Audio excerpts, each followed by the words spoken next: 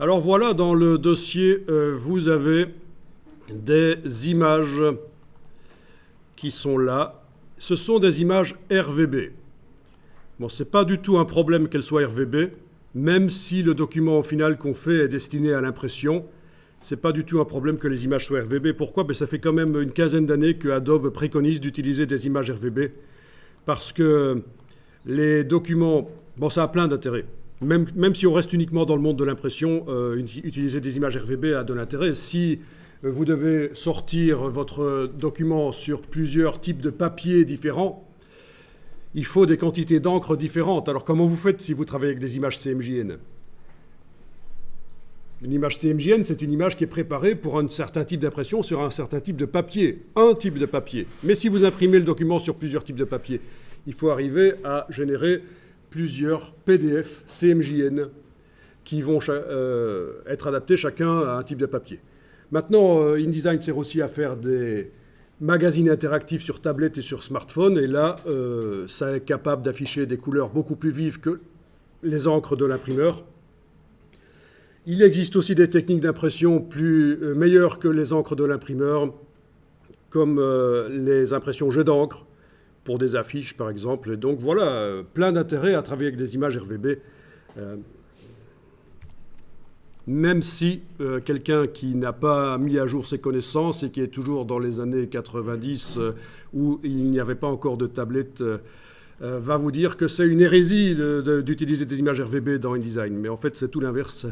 Et donc, ne vous inquiétez pas, ce sont des images RVB, ce sont des images que j'ai été chercher sur le web, qui sont du domaine public, donc on a le droit de les utiliser. Il y a sur le web des images qu'on a le droit d'utiliser, les images du domaine public.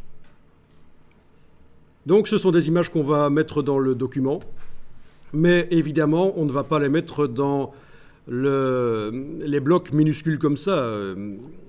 On va un peu arranger les choses. Donc ce qu'on va faire ici, voyons un peu sur la page 2, on est en train de travailler sur la page 2. Quand on essaye de cliquer, ça marche super, c'est déjà déverrouillé. Donc les blocs qui sont sur la page 2, là, sont déjà déverrouillés par rapport au gabarit. On verra comment on fait, pour ceux qui ne savent pas, on verra comment on fait pour ajouter une page qui vient d'un gabarit et déverrouiller les blocs d'un coup. Donc, voilà ce que je vais faire ici. Je vais supprimer certains blocs comme ceci et celui-là, je vais l'agrandir. Par exemple, ça va être un bloc qui va contenir une image. Même chose ici, je vais supprimer des blocs. Donc, je clique sur eux et touche suppression, bien sûr, et puis j'agrandis. Voilà. J'ai déjà deux zones pour les images. Le reste, ce sera peut-être pour du texte ou des images, je vais voir. En tout cas, c'est une manière de fonctionner qui peut être intéressante quand on débute, de démarrer comme ça d'une grille et de décider ce qu'on fait. Alors, on va tenter de déplacer les images vers les blocs directement. Donc, il faut que, par exemple, le document InDesign, vous le mettez sur la moitié de l'écran, comme ça, vous le redimensionnez.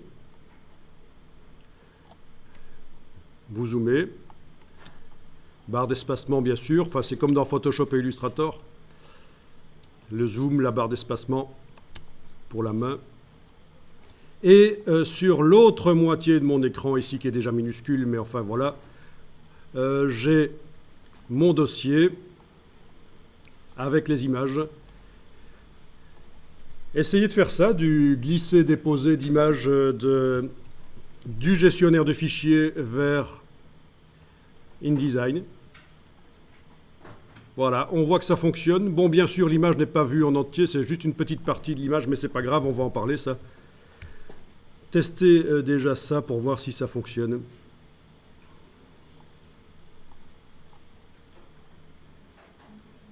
Alors, certains systèmes d'exploitation ne vont pas vous montrer les vignettes des images.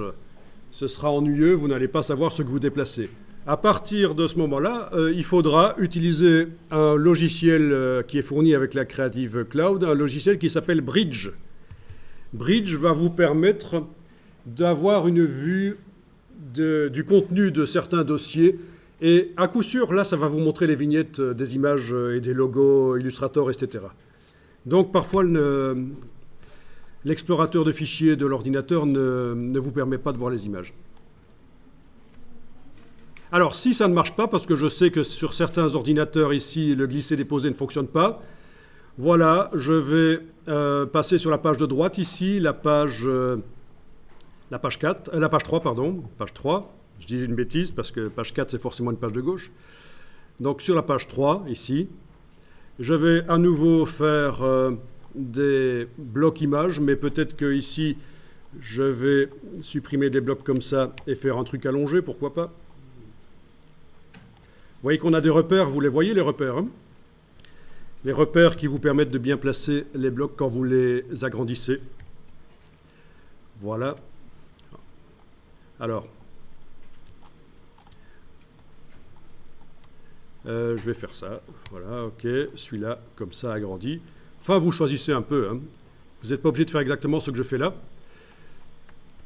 Et donc voilà, si le glisser-déposer ne fonctionne pas, vous allez faire de la manière habituelle pour amener les images dans InDesign.